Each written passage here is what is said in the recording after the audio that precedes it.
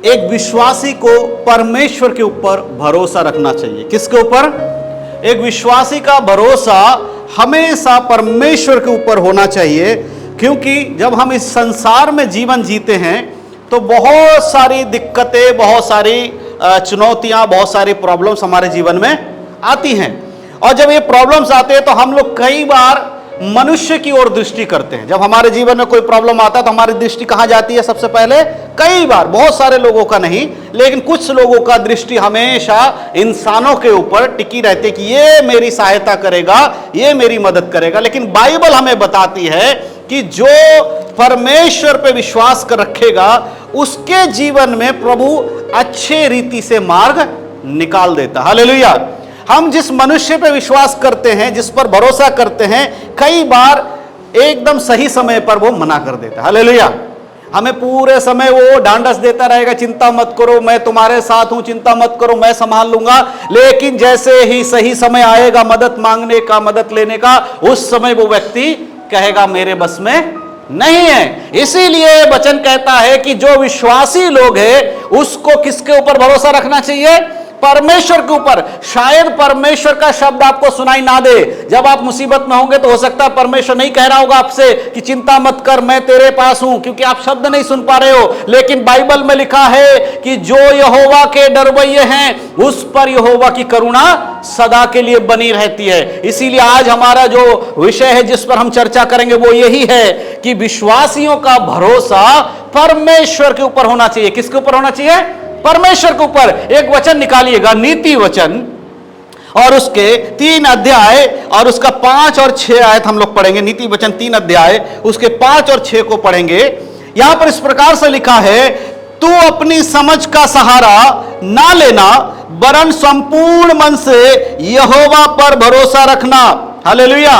परमेश्वर का वचन कह रहा है तू अपनी समझ का सहारा नहीं लेना है। बहुत बार लोग अपनी समझ का सहारा लेने लगते हैं। बहुत बार आपको आपके जीवन में जब कोई दिक्कतें आती हैं, कोई मुसीबत आती है, तुरंत आप क्या करते हैं? अपनी बुद्धि को दौड़ाना शुरू कर देते हैं, अपने दिमाग के घोड़े को दौड़ाने लगता है। हालेलुया। दिमाग का घोड़ा कब दौड़ता है? 2 ही टाइम पे दौड़ता है। एक, जब किसी के सामने खुद को महान दिखाना है तो दिमाग का घोड़ा दौड़ेगा, और दूसरा जब प्रॉब्लम्स आ जाए तब दिमाग का घोड़ा दौड़ने लगता है। लेकिन परमेश्वर पे विश्वास रखने वाले को प्रभु कह रहा है अपने घोड़े को शांत करो, अपनी बुद्धि का सहारा नहीं लेना, अपनी समझ का सहारा नहीं लेना है। लेकिन करना क्या है फिर? जब अपनी बुद्धि का सहारा नहीं, क्या करना है? परमेश्वर पे भरोसा करना है अपने संपूर्ण मन से। हालेलुया। अधूरे मन से भरोसा नहीं करना है। अधूरे मन का भरोसा कैसा होता है? अधूरे मन का भरोसा वो है कि हम अपने मुख से बोल तो देते हैं कि हमारा रक्षक कौन है? यहोवा परमेश्वर है। वो कभी टलेगा नहीं, वो कभी सोएगा नहीं, वो कभी ऊंघेगा नहीं। ये बोलना एक अलग बात है, उस पर चलना एक अलग बात है। जब हम सिर्फ बोलते हैं लेकिन चलते नहीं है तो हम किस मन से कर रहे हैं? अधूरे मन से। हालेलुया। और परमेश्वर का वचन अधूरे मन से करने के लिए मना करता है। वो कह रहा है अपने संपूर्ण मन से, वरन संपूर्ण मन से यहोवा पर भरोसा करना। अगर तुमने पढ़ा है, बाइबल में लिखा है यीशु मसीह जब इस संसार से जा रहे थे उन्होंने अपने चेलों को कहा, देखो जगत के अंत तक सदैव मैं तुम्हारे साथ हूं। हालेलुया। मत्ती रचित सुसमाचार उसके 28 अध्याय उसको निकालेंगे। यीशु मसीह ने अपने चेलों को अंतिम समय में जब इस संसार से जा रहे थे तो उन्होंने क्या कहा? उसके 20 आयत को पढ़ेंगे। मत्ती 28 के 20, वहां पर यीशु मसीह कहते हैं, और उन्हें सब बातें जो मैंने तुम्हें आज्ञा दी मानना सिखाओ, और देखो मैं जगत के अंत तक सदा तुम्हारे संग हूं। हालेलुया। कब तक संग है? इस जगत के अंत तक यीशु मसीह हमारे संग है। यहां पर इस जगत के अंत के बाद क्या सब कुछ बदल जाएगा? क्या इस जगत का जब अंत होगा, परमेश्वर इस जगत का न्याय करेगा, यीशु मसीह जब इस जगत का न्याय करेगा, क्या उसके बाद सब कुछ खत्म हो जाएगा? नहीं खत्म होगा मेरे प्रियो। प्रभु जब यहां पर इस जगत के अंत की बात कर रहा है तो परमेश्वर का कहने का अर्थ यह है कि जब तक तुम इस दुनिया में जीवित हो, जब तक तुम मेरे आगमन से पहले यहां रह रहे हो, तब तक तुम्हारे जीवन में प्रॉब्लम्स आएंगी। जब तक तुम मेरे सुसमाचार को बांटोगे, जब तक तुम लोगों को बताओगे यीशु मसीह के बारे में, तब तक तुम्हें मेरी सहायता की जरूरत पड़ेगी और मैं इस जगत के अंत तक तुम्हारे साथ बना रहूंगा। लेकिन इस जगत के अंत के बाद यीशु को हमारे साथ रहने की जरूरत नहीं होगी, क्योंकि हम यीशु के साथ रहेंगे। हालेलुया। कितने लोग विश्वास कर पाते हैं इस बात को कि यीशु मसीह ने कहा जगत के अंत तक मैं तुम्हारे साथ हूं, लेकिन जगत के अंत के बाद हम यीशु के साथ होंगे। हालेलुया।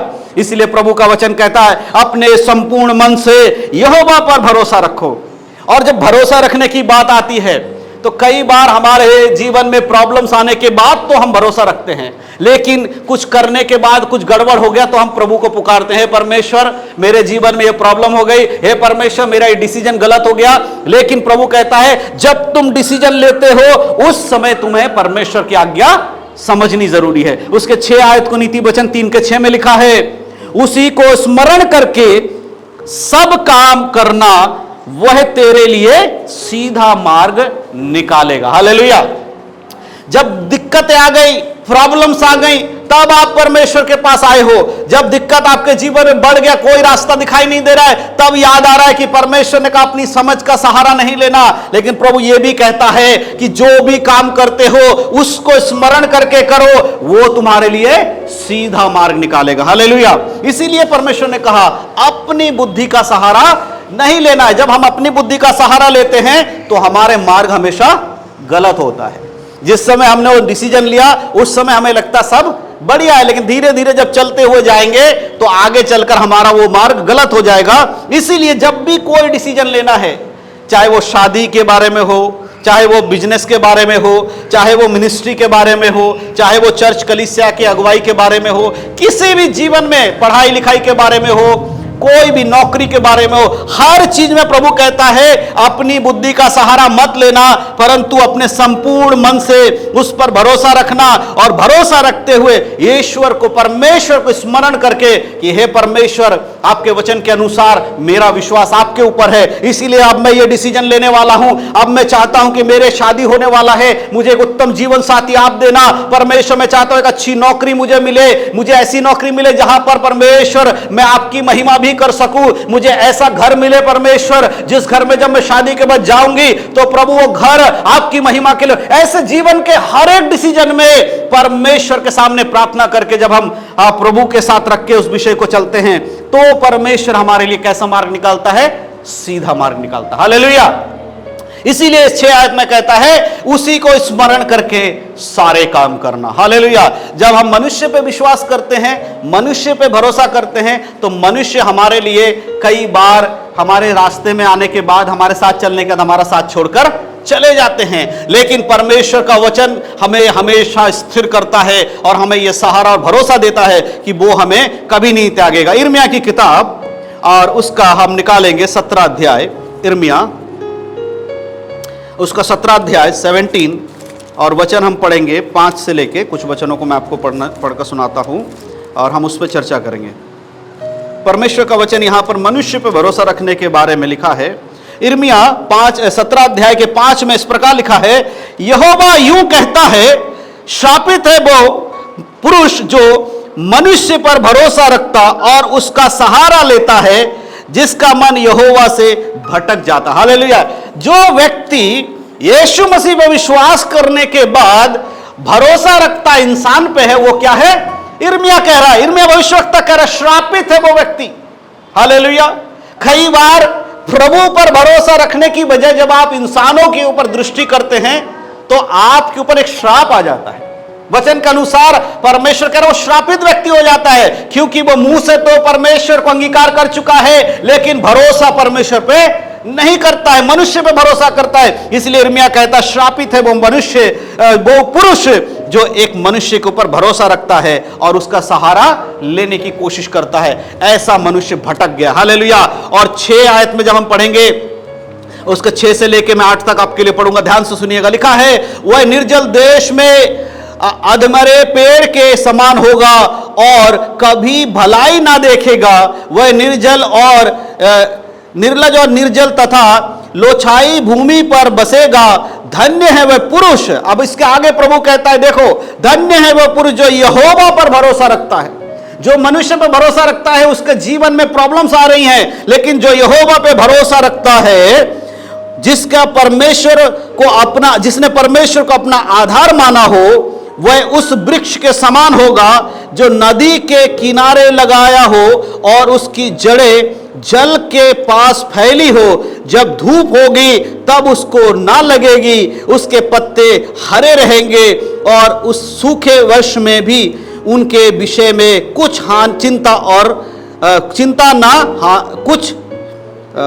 चिंता ना होगी, क्योंकि वह तब भी फलता रहेगा। हालेलुया। यहां पर दोनों को कैटेगरी को अलग करा है। यिर्मयाह यहां पर मनुष्य पे भरोसा रखने वाले व्यक्ति के बारे में कहता है, वो निर्जल भूमि में पनपेगा, वो सूखे पेड़ के समान हो जाएगा, वो ऐसी जगह पर होगा जहां पर खेती बाड़ी नहीं हो रही है, यानी कि एक तरीके से बंजर हो जाएगा। लेकिन जो व्यक्ति यहोवा पर भरोसा रखेगा वो आशीषें पाएगा। वो एक ऐसे पेड़ के समान होगा जो कि भूमि के नदी के नाले के किनारे लगाया गया। उसकी जड़ें कहां है? उस नदी के नाले के अंदर उसकी जड़ें हैं। जब उसके अंदर वो रहेगा, चाहे बाहर का मौसम कैसा भी हो, बाहर कितनी भी धूप पड़ रही हो, लेकिन उसके जड़ों से जब उसके अंदर पोषक तत्व पानी जाएगा तो वो हर ऋतु में फल लाएगा। भजन संहिता उसके 1 अध्याय के 2 या 3 में इस वचन को हम देख सकते हैं, रिपीट करके लिखा गया है। भजन संहिता 1 अध्याय के 2 और 3 में लिखा है कि वो पुरुष ऐसा पुरुष होगा जो बहती नालियों के किनारे लगाया जाता है और उसकी जड़ें कभी भी सूखती नहीं और वो हर ऋतु में फल लाता है। यही चीज भजन संहिता में भी हम देखते हैं। यिर्मयाह भविष्यवक्ता यहां पर बता रहे हैं। हालेलुया। इसीलिए प्रभु पर भरोसा रखना जरूरी है, परमेश्वर के ऊपर भरोसा रखना जरूरी है। जब तक हमारा भरोसा मनुष्य के ऊपर रहेगा, हम कहीं ना कहीं कुछ ना कुछ हमारे जीवन में प्रॉब्लम होती रहेंगी। एक और वचन निकालिएगा, फिलिपियों की किताब। आज कुछ वचनों को हम पढ़ के परमेश्वर के बातों को समझेंगे। फिलिपियों और उसका 4 अध्याय, उसका 6 और 7 यहां पर हम पढ़ेंगे। यहां लिखा है, किसी भी बात की चिंता मत करो, परंतु हर एक बात में तुम्हारा निवेदन प्रार्थना और विनती के द्वारा धन्यवाद के साथ परमेश्वर के सम्मुख उपस्थित किए जाए। हालेलुया। किसी भी बात की चिंता नहीं करनी है। हमने भजन संहिता में भी पढ़ा कि किस प्रकार यात्रा में जब वो लोग जा रहे थे तो वो कहते हैं, परमेश्वर केवल इन्हीं बातों में नहीं परंतु हर एक विपत्ति से वो तेरी रक्षा करेगा। यहां पर फिलिपियों की किताब में हम देखते हैं, यहां पर परमेश्वर का वचन कहता है कि हर एक विषय के लिए क्या करना है? प्रभु के समय पाना है। हालेलुया। किसी बात की चिंता नहीं करते हुए सब बातों को लेकर परमेश्वर के पास प्रार्थना और धन्यवाद के साथ आना बहुत जरूरी है। हमारे जीवन में प्रॉब्लम्स आती हैं। कई बार लोग प्रार्थना के साथ साथ प्रभु को कोसना शुरू कर देते। प्रार्थना करते, परमेश्वर मेरे जीवन में इतनी मुसीबतें हैं, प्रभु तूने मेरे जीवन में ऐसी मुसीबतें क्यों लाई है, परमेश्वर तूने मेरे जीवन में इतना दुख क्यों दिया है। देखिए, ये सही प्रार्थना नहीं है। वचन में लिखा, परमेश्वर बुरी वस्तुओं से कभी भी किसी की परीक्षा नहीं करते हैं, ना ही वो उसकी परीक्षा में बुरी बातों से करनी चाहिए और ना ही परमेश्वर कभी किसी से बुरी बातों से परीक्षा करता है। तो जब हम प्रार्थना करते हैं और उस समय अगर हम ये बोलते हैं कि प्रभु तू मेरे जीवन में ऐसा क्यों कर रहा है, इसका मतलब हम प्रार्थना में प्रभु को कोस रहे हैं। हालेलुया। जब अय्यूब के जीवन में प्रॉब्लम आई तो उसके पत्नी ने उससे कहा कि इतना सारा दुख तू सह रहा है, एक बार परमेश्वर को तू कोस दे, उसको गलत बोल दे कि परमेश्वर की वजह से तेरे जीवन में प्रॉब्लम आई है। लेकिन अय्यूब ने ऐसा नहीं कहा। उसने कहा, जिस परमेश्वर ने हमें 80 वस्तुएं दी, जिसने हमें धन दौलत दिया, जब हमने उससे ये लिया है तो जब ये दुख उसके वजह से आ रहा है तो क्या हम इसे लेने से इनकार कर दें? इसलिए कहा, जिसने दिया उसने लिया, उसके नाम की महिमा। ये होना चाहिए एक विश्वासियों का जो जीवन है परमेश्वर के ऊपर। प्रॉब्लम्स आने के बाद भी यहां पर फिलिपियों की पत्री में क्या पढ़ रहे हैं कि किसी भी बात की चिंता मत करो। चलो कोई बात नहीं, आपके जीवन में प्रॉब्लम आया है, मत डरो, मत चिंता करो, लेकिन प्रार्थना करते हुए उसका धन्यवाद करो। जिसने दिया उसने लिया, उसके नाम की महिमा हो। और उसके 7 आयत को पर लिखा है, तब परमेश्वर की शांति, देखो शांति जो परमेश्वर की है वो डायरेक्ट नहीं आ रही है। सबसे पहले हमें विश्वास करके चिंता मुक्त होना है। प्रभु से कहना परमेश्वर हमें डरने की जरूरत नहीं है। हमारे अंदर से जब वो चिंता गायब कर देंगे, हम प्रार्थना में बैठेंगे, उसके बाद क्या होगा? तब परमेश्वर की शांति जो सारी समझ से परे है, हालेलुया, किससे परे है? सारी समझ से। आप सोच कर देखो, परमेश्वर की शांति जगत के शांति के समान नहीं है। ये हम सोच भी नहीं सकते कि किस लेवल की शांति परमेश्वर बात कर रहा है। आपको पता है सारी समझ से परे की शांति क्या होती है? कभी उसको समझ पाएंगे आप? बाइबल से हम समझने की कोशिश करते हैं। जिस समय पौलुस को बंदी गृह में डाला गया, सिलियास को बंदी गृह में डाला गया, उनके हाथों में बेड़ियां थी, उनके पैरों में जंजीर था। वो क्या कर रहे थे? उनके पीठ पे कोड़े मार के रखे हुए थे, पूरे घाव से लहूलुहान थे। क्या कर रहे थे? वो आराधना कर रहे थे, गीत गा रहे थे। यह है परमेश्वर की शांति, समझ से परे है। कोई आदमी चोट खाकर बैठा है, उसको मरने का भी डर नहीं है, और उस परिस्थिति में भी वो परमेश्वर को महिमा दे रहा है। इसे कहा जाता है परमेश्वर की शांति जो सारे समझ से भी परे है। हालेलुया। इसीलिए मसीही लोग दुख सहने के बाद भी अपने हाथों को उठाकर कहते परमेश्वर के नाम की महिमा होने पाए। इसलिए प्रभु कहता जो परमेश्वर की शांति जो सारे समझ से परे है, वह तुम्हारे हृदय और तुम्हारे विचारों में मसीही यीशु में सुरक्षित रखेगा। हालेलुया।